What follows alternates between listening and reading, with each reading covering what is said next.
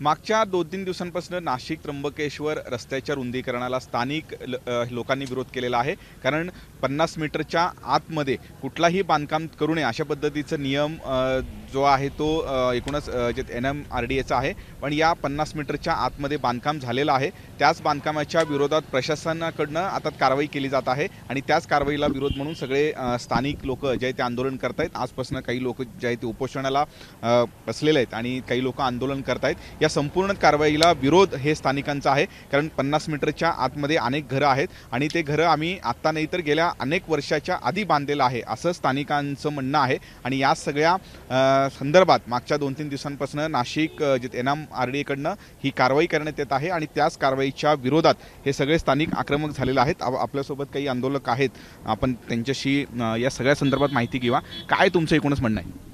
आमचं म्हणणं असं आहे, आत्ता जो आपण उल्लेख केला का रस्त्याचं रुंदीकरणाला विरोध आहे, तर आमच्या रस्त्याचा रुंदीकरणाला विरोध नाही आहे। जे काही एक्स्ट्राच्या जागा घेत आहेत, जे काही सेंटरपासून 50 मीटरपर्यंतची जागा मागतायत त्या गोष्टीला आमचा विरोध आहे।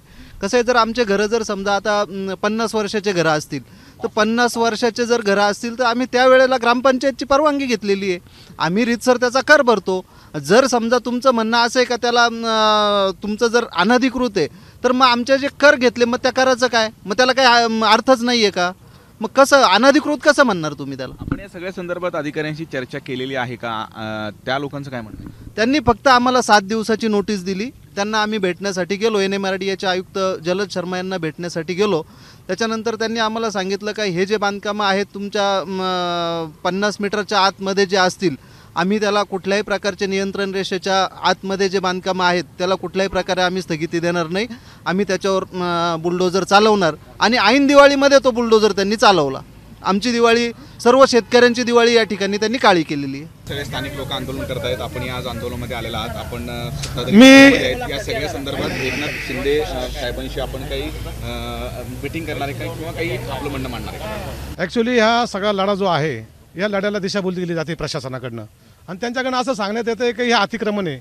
तर माझं म्हणणं आहे की हे अतिक्रमण नाहीच आहे। ह्या जमिनी या मालकीच्या जमिनी आहे, यांच्यावरची जे बांधकामं केलेली आहे त्याला त्या स्वायत्त संस्थांच्या परवानग्या घेऊन त्यावेळेस त्या संस्थांच्या ग्रामपंचायत असेल किंवा त्यांचे NA टॅक्सेस भरून बांधकामं केलेले आणि या मालकीच्या जमिनी आहे आणि तुम्ही डायरेक्ट त्याला वळण वेगळं देत आहे प्रशासन, काही अतिक्रमण आहे। तर माझं म्हणणं आहे अतिक्रमण नाही आहे।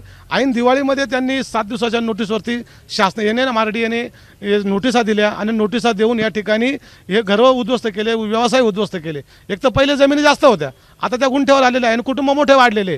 तर माझं आपल्या माध्यमातून शासनाला एवढं सांगणं आहे की आपण हा अतिक्रमण हा शब्द काढून टाका। हे अतिक्रमण नाही, हे मालकी आहे आणि आमचा रस्त्याच्या विकासाला विरोध नाही आहे, परंतु ज्या प्रोसेसने ही जी प्रोसेस राबवली जाते आणि 7-7 दिवसांमध्ये नोटीस देऊन घरं पाडली जात आहे, खरं तर हे शासनाच्या पद्धतीने NMRDAच्या माध्यमातून चुकीचं होतं आहे।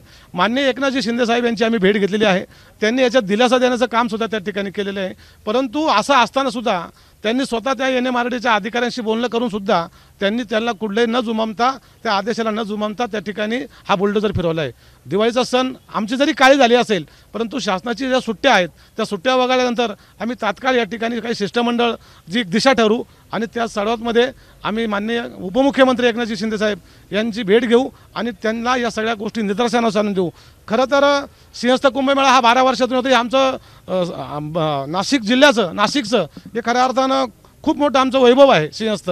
परंतु या सिंहस्थाच्या नावाखाली जर आपला काही शासनाचा वेगळा हेतू असेल आणि तो हेतू साध्य करत असताना आमचा गरीब शेतकरी जर त्याच्यामध्ये भरसाडला जात असेल किंवा त्याच्यावरती अशा पद्धतीने बुलडोजर फिरवला जात असेल, तर हे मला वाटतं हे चुकीचं आहे आणि शिवसेना हे कधी सहन होऊ देणार नाही, सहन करणार नाही। पक्ष वगैरे राजकारण बाजूला, परंतु आम्ही सर्वजण शेतकरी परिवारातले, नातेवाईक परिवारातले आहोत आणि हा लढा हा शेतकऱ्यांचा लढा आहे आणि या शेतकऱ्याच्या लढ्यामध्ये आम्ही राजकारणाचे जोडे बाजूला ठेवून या सगळ्यांच्या पुढे 2 पावले पुढे असू, परंतु जे काही चुकीचं चाललंय याला आमचा 100% विरोध आजही आहे, कालही होता आणि उद्याही राहील। आणि हा लढा यशस्वी करण्यासाठी या शेतकरी बांधवांसोबत आज आमच्या माता भगिनी या ठिकाणी दिवाळीचा एवढा मोठा सण उत्सव आपण म्हणतो, दिवाळी हिंदू धर्माचा सर्वात मोठा सण आहे, परंतु आज आमच्या माता मावल्या या ठिकाणी बसलेल्या आहे, कोणीच सण साजरा केलेला नाही। ही दिवाळी आमच्या सर्वांसाठी काळी दिवाळी म्हणून आहे आणि येणाऱ्या काळामध्ये शासनाला NMRDAला याचं त्या ठिकाणी त्यांना जाब द्यावा लागेल, उत्तर द्यावं लागेल। अशा पद्धतीची एकूणच भूमिका आहे। या सगळ्या कारवाईच्या विरोधात स्थानिक लोक आंदोलन करतायत। त्यामुळे या सगळ्या आंदोलनामधून आता काय मार्ग निघतो किंवा आंदोलक आणि प्रशासन या लोकांमध्ये चर्चा होतो का किंवा चर्चांती काही मार्ग निघतो का हे बघणं महत्त्वाचं असणार आहे।